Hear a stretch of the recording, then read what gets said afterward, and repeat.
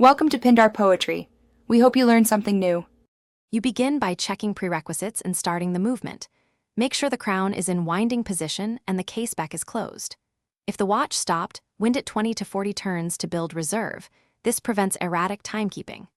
Once done, set date only when hands are away from midnight to avoid damage. Make sure the watch is running smoothly before continuing. If it's an automatic rotor model, wear it or use a winder to ensure the mainspring stores enough energy. You now set the calendar and time precisely. Pull the crown to position 2 for time setting and move the hands forward to the correct hour and minute. Do not turn the date backwards.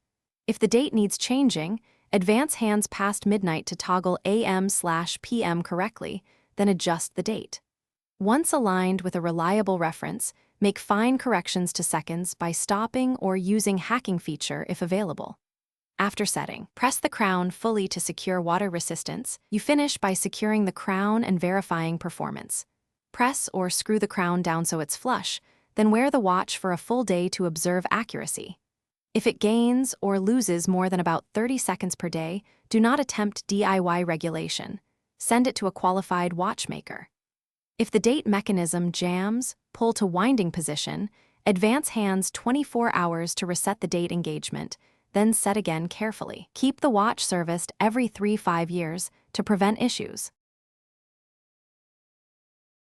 Thanks for watching. Consider subscribing if we helped you.